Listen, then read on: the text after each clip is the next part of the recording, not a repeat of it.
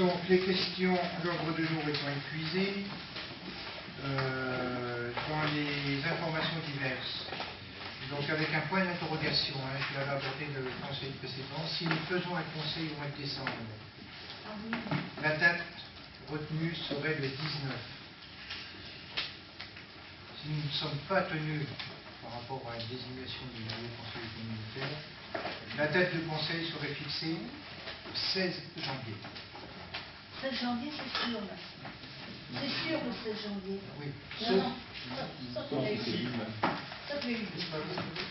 Si on a un 19 décembre, est-ce que vous en refaites un le 16 janvier? Non. Non. Ce sera l'un ou l'autre. C'est l'un ou l'autre. On vous le confirmera lorsque nous aurons les dates plus précises par rapport à la nouvelle interco, son conseil communautaire, sa mise en place. Et puis la dernière information, comme vous le savez tous, je laisserai la parole à Stéphane pour qu'il nous fasse un résumé. Nous avons été retenus, Pierre a été retenu dans l'expérimentation pour 5 ans, territoire zéro chômeur. Donc, on a eu l'occasion de débattre d'aborder le sujet lors des précédents conseils. Donc voilà, je pense que toute bonne information a dû circuler maintenant. Oui, une fois n'est pas coutume, monsieur le maire, mais je tiens à vous apporter publiquement mes félicitations ainsi qu'à votre équipe et notamment à votre adjoint pour ce succès.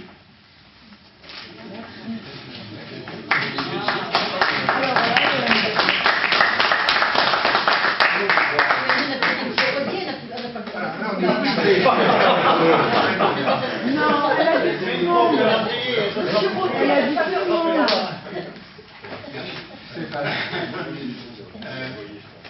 Déjà, merci pour vos encouragements. En fait, je suis assez ému en plus parce que ici, parmi le public, il y a un futur bénéficiaire, un futur salarié de l'entreprise à but d'emploi. Et je voulais le saluer particulièrement parce que, en fait, toute cette entreprise a eu lieu parce que c'est mobilisé un certain nombre de personnes et tout particulièrement des chômeurs de longue durée des deux territoires quartiers prioritaires de la ville. Et cette histoire que l'on a nouée au cours des 9 derniers mois, en fait, n'aurait pas pu avoir lieu sans l'engagement de l'ensemble de la population thiernoise. Et quand je dis l'ensemble de la population thiernoise, je parle évidemment des associations, on va dire évidemment du conseil municipal, mais ça allait sans dire, mais au-delà des entreprises et de l'ensemble de toutes les institutions. Et il faut dire que cet engagement, c'est non seulement un gage de réussite pour le projet qui est engagé, mais c'est aussi, plus avant, quelque chose qui, pour l'ensemble de la ville, est très prometteur. On a connu une crise très grave dans les années 90 et début des années 2000. L'ensemble du bassin thiernois a été durement touché par la crise. Et il faut dire que, aussi bien au niveau des particuliers thiernois qu'au niveau d'autres institutions, on sent un renouveau. Et ça, c'est quelque chose dont on doit être tous très fiers, les uns et les autres. Pour ce qui concerne le projet en lui-même, c'est un projet qui est à la fois local, donc évidemment qui va se passer sur la ville de Thiers, mais c'est aussi un projet qui a une idée universelle puisqu'il c'est une idée de démonstration que ce que propose la Télécar Monde, c'est-à-dire reverser 75% des coûts actuels, le coût du chômage en France pour un chômeur, soit utilisé pour des politiques actives de l'emploi. Et ce qu'il faut bien dire, c'est que Thiers, de ce point de vue, devient un exemple, Thiers et les 10 territoires retenus, devient un exemple pour l'ensemble du territoire national. Et moi, je trouve que c'est à la fois très beau, mais d'une certaine manière, c'est presque logique, parce que dans notre histoire profonde, les racines historiques de la ville de Thiers se sont fondées autour de la solidarité, et en particulier la solidarité entre les ouvriers, les couteliers de ce bassin. Donc il y a là, dans ce projet, presque quelque chose qui va puiser très profond dans les racines de la ville. La ville a des atouts, elle les a démontrés, et comme vous le saviez, il y avait 10 territoires qui étaient retenus au final, 5 qui étaient déjà pré-retenus parce qu'ils s'étaient engagés depuis 2 ans, et 5 territoires qui étaient un peu dans l'expectation. Et parmi ces 5-là, nous avons Paris, nous avons Villeurbanne, donc communauté urbaine de Lyon, nous avons Lille, et nous avons une ville qui est de la communauté urbaine de Caen. C'est-à-dire que, d'une certaine manière, Thiers est le petit pousset et montre, alors que nous traversons évidemment des difficultés sociales, économiques, montre quand même qu'on a un potentiel absolument phénoménal. Et c'est vraiment le message d'espoir que je veux lancer à la ville. Et moi, au cours des 9 mois qui se sont écoulés, en voyant les appuis, qui peuvent être des appuis très simples de personnes qui, je pense particulièrement à un comptable qui a fait tout notre plan d'affaires sans demander rien en échange, véritablement simplement pour appuyer la demande qui nous était faite. Je dois dire que moi, comme élu, je suis très fier d'être élu de cette ville. Voilà, merci.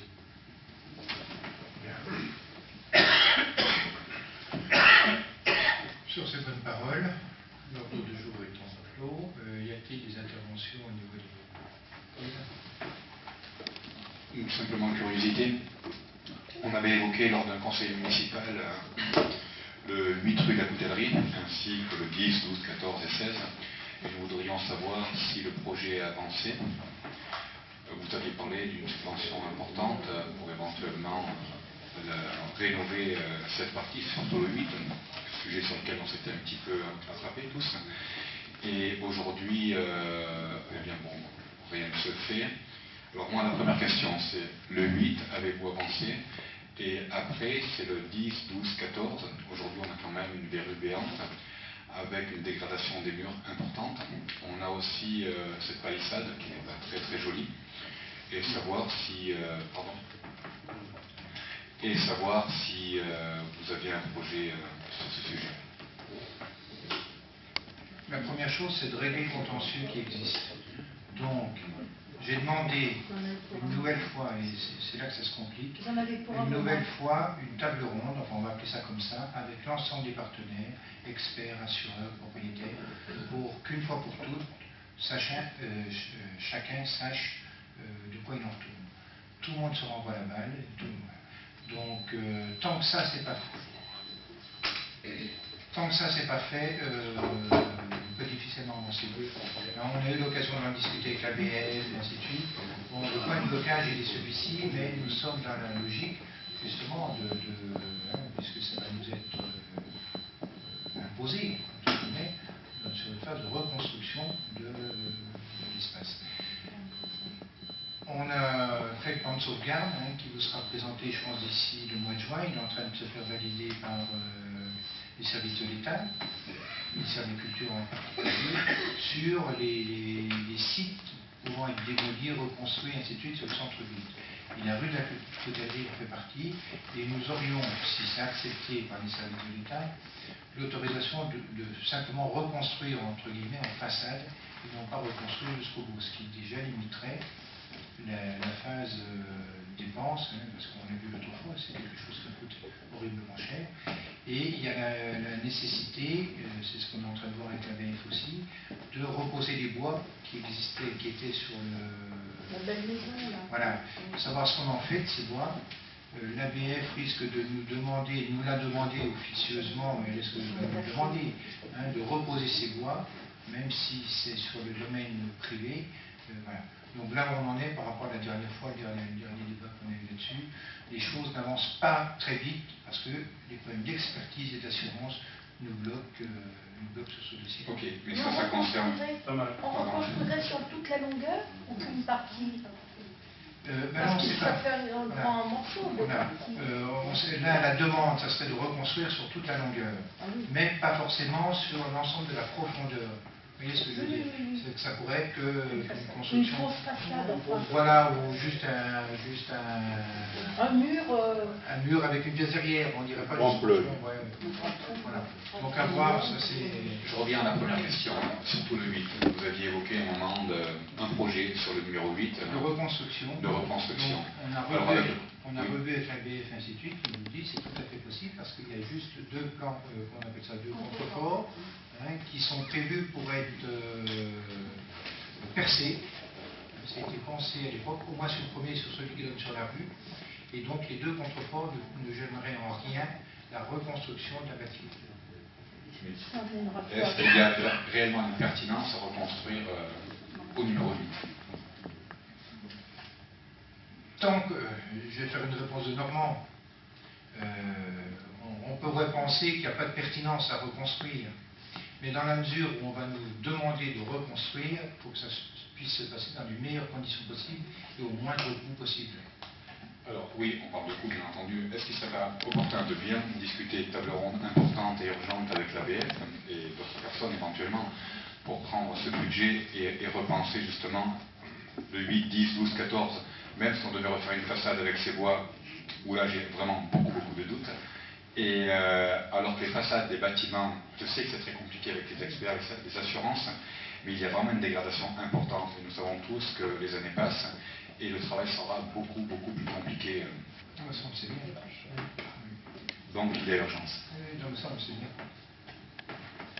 Moi je confirme pour le 8, avant d'aller mettre 500 000 euros, 800 000 euros ou 1 million d'euros, même s'il y a 50% de subvention, il y a tellement d'autres priorités dans cette même rue ou dans des rues adjacentes, enfin la rue Gambetta, rue des Murailles, rue du Roll, que d'aller reconstruire sur un terrain en plus où ça va être très compliqué par rapport au litige en cours avec toutes les entreprises, avocats, toutes les parties qui sont concernées, que, enfin, là encore c'est un ordre de priorité, aller rebâtir des façades, railler des façades pour récupérer des bois, certes, et en plus c'est pas sur un terrain communal, donc oublions, je veux dire, on a tellement d'autres choses à faire sur ce qui est notre terrain communal privé ou public, que ce qui est sur le terrain privé des propriétaires privés, laissons ça au privé, je veux dire, sauf qu'il faut intervenir comme on l'a décidé tout à l'heure pour la rue du Bourg, le numéro je ne sais plus quoi en face de voilà. Ça il faut pas hésiter parce que bien sûr là un bâtiment qui s'effondre dans ces trucs comme celle-ci, c'est catastrophique, donc il n'y a même pas à hésiter. Mais la rue de la côté de la rue, ça a été conforté, il faut sûrement être vigilant sur les parties arrière qui soutiennent la rue du Palais, mais après reconstruire tout ça, c'est peine perdue, enfin, le budget de la commune ne pourra jamais le porter. Tu parles de la rue Gambetta et tout ça, c'est prévu dans le cadre de renouvellement urbain du PNRU 2. Tout ça, c'est intégré dedans. Il ne faut pas dire que, voilà. Donc, rue du Roll, rue Gambetta, tout ce quartier-là est prévu dans le cadre du renouvellement urbain, deuxième programme. Dossier de la rue de la Coutellerie, et vous le savez aussi bien que nous, voire mieux que nous, il est très compliqué. Et donc, si nous sommes tenus et obligés de reconstruire, sauf procédure, je ne sais pas laquelle, on ne verra rien. Est-ce qu'on est vraiment obligé de reconstruire? C'est pas parce que l'ABF l'a décidé. Est-ce que vraiment, voilà. Donc on verra. Pour l'instant, tout est bloqué par rapport à la dernière fois. J'attends qu'on puisse avancer cette rencontre. À chaque fois qu'il y a un rendez-vous qui est pensé, il est annulé parce que l'expertise, contre-expertise, ça aurait dû être réglé depuis un bout de temps. On a déjà pu faire rouvrir la rue, c'est déjà pas mal. Mais après, effectivement, quand on voit l'état du derrière de la caisse d'épargne, quand on voit le traitement et tout, ça peut dégrader. On a fait les mises hors d'eau au niveau des canalisations, des évacuations, ainsi de suite, on a canalisé tout ça, mais ça ne pourra pas durer 20 ans, on est bien d'accord. Oui. Question.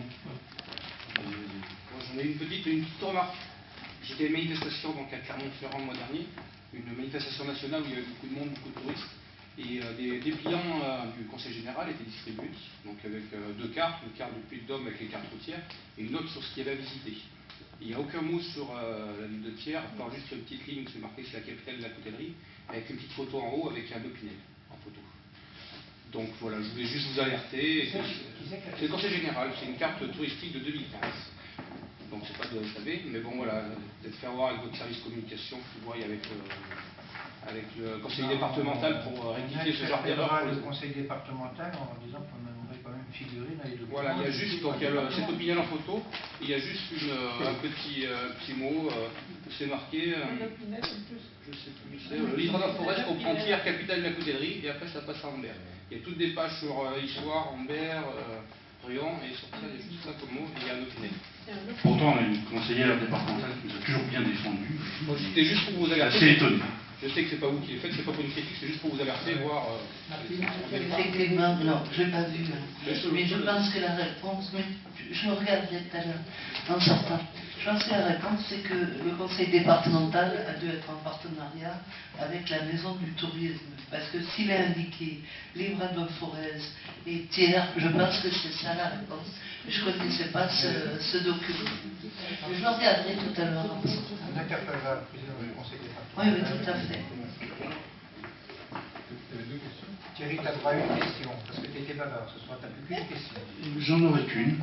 Non, c'est simplement l'usine du Mai, où il y a un petit mois de cela, l'association Esprit de Thiers y a organisé une manifestation relativement importante pour le lancement de leurs opérations, et était invité le sous-préfet, le directeur de la Banque de France, la dirigeante du groupe Centre-France, La Montagne, et un certain nombre de personnalités et d'élus.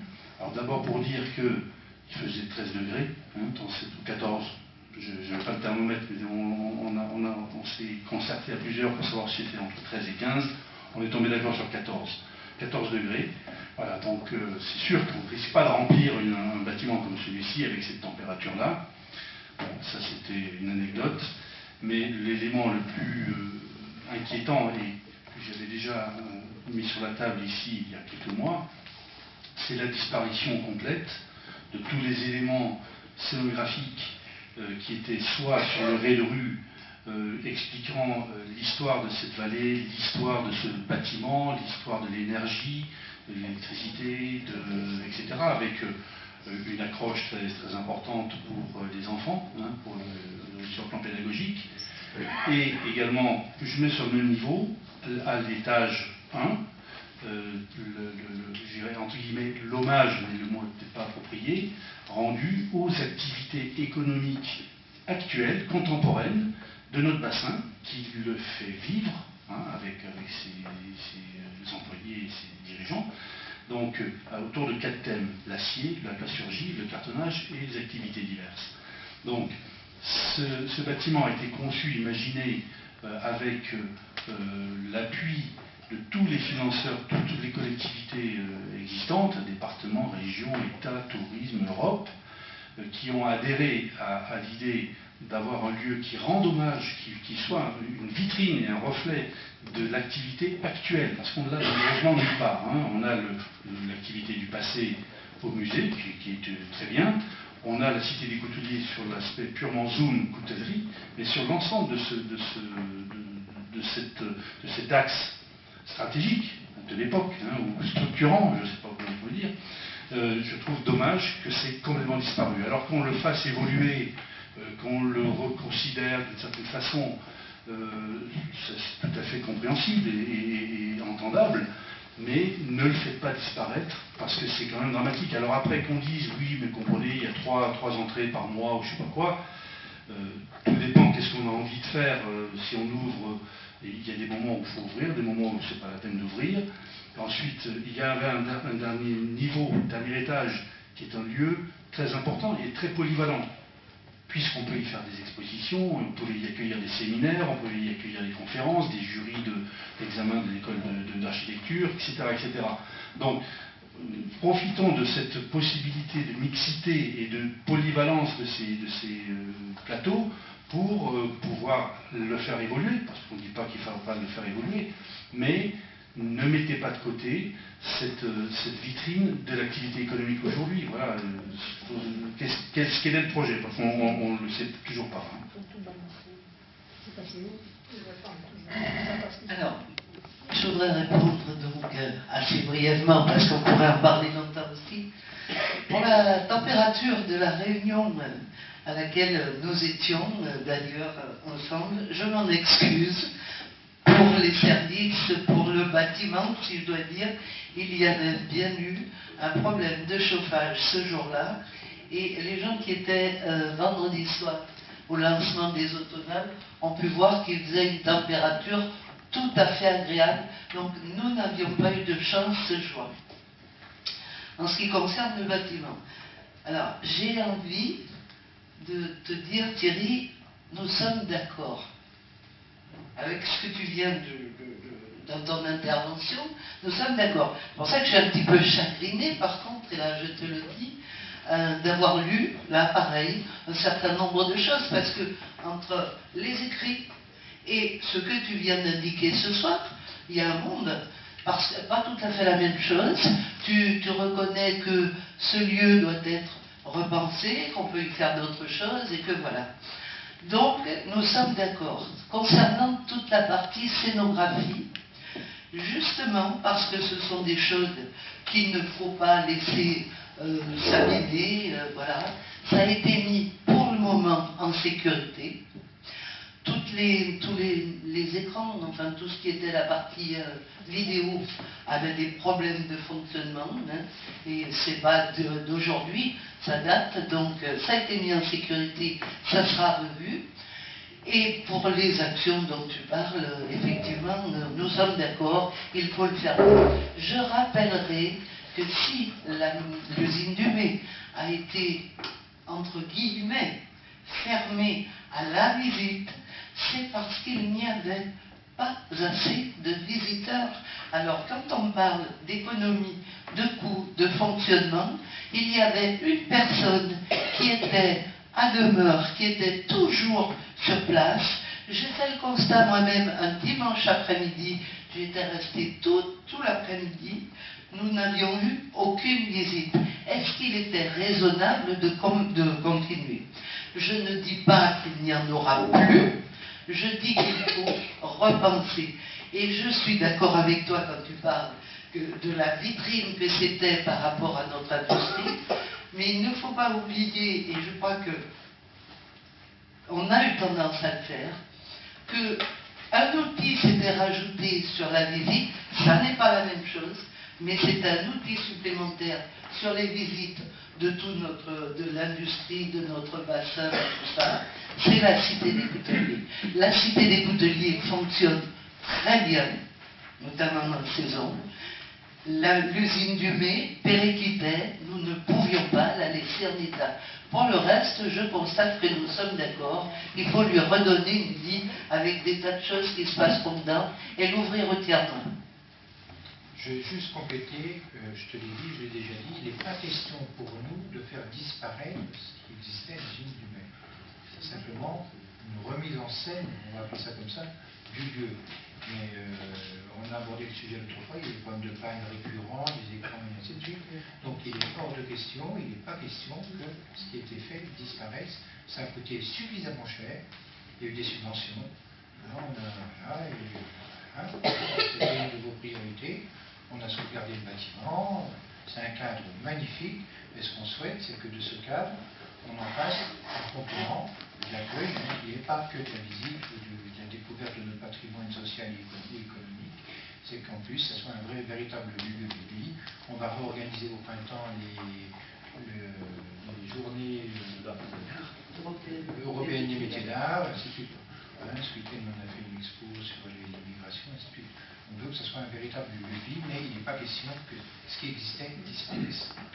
Oui, mais simplement, on est d'accord là-dessus, mais qu'un écran ait des faiblesses, je veux dire qu'aujourd'hui, la technologie elle est vraiment à notre disposition, il n'y a pas cher pour remplacer un écran qui ne marche pas. On n'est pas obligé de tout déménager tant qu'on n'a pas trouvé la solution ou les idées. Voilà. Et puis ensuite, c'est la notion de promotion. La promotion, c'est quelque chose d'important. C'est sûr que c'est un lieu qui doit se faire, qui doit se créer. Enfin, on n'a pas forcément le réflexe. On voit bien le Creux de l'Enfer, le centre d'art contemporain qui est à côté. Les gens ont mis des années pour pouvoir commencer à venir. Bon, le nombre, il est raisonnable, il pourrait être supérieur, bien sûr, il sera toujours inférieur à celui du musée, mais ça se comprend aussi, parce que le thème n'est pas le même, le lieu, le site n'est pas le même, l'accès n'est pas le même. Mais voilà, moi je trouve que ne cassez pas ou ne rangez pas trop au fond des réserves avant d'avoir trouvé la nouvelle solution. Ça pouvait très bien continuer à fonctionner. Les gens qui sont venus des pays de la coutellerie européens, etc., à l'égide du mai, ils auraient peut-être pu découvrir avec plaisir ce qui pouvait y être présenté. Ça n'empêchait pas de pousser les choses un petit peu le jour où il y a une autre activité, où il y a une autre exposition, où il y a une autre manifestation. Voilà, je crois que le problème, c'est quand on commence à le mettre de côté, je ne le vois pas bien revenir. Voilà. Oui, C'est pas d'expérience. tu sais de quoi tu parles. Je sais pas. Tu sais de quoi tu La façon parles. dont tu le dis. Vous pensez à quoi, là? Ah ben rien de Moi, je sais particulier. pas. La façon dont tu l'as dit, j'ai pensé à, je sais pas quoi, je peux te le dire. Oui, mais la guillotine, on n'a pas dit qu'on avait un projet pour éventuellement mettre quelque chose à la place. On a dit que c'était pas sa place, et puis voilà. Sans impérial. Il y a un mauvais symbole sur la guillotine. Un petit problème de tendance, mais qui a quand même son importance. Il arrive maintenant à fréquenter la maison des associations et on n'a plus de lumière dans les couloirs. Alors il y a des coups de fil qui ont été passés au service technique sans succès. Est-ce qu'on ne pourrait pas envoyer deux gars avec des boîtes d'ampoules et changer les lumières? C'est dangereux, il fait nuit à 5 heures. Dans les couloirs, les parties communes et éventuellement les toilettes. Voilà.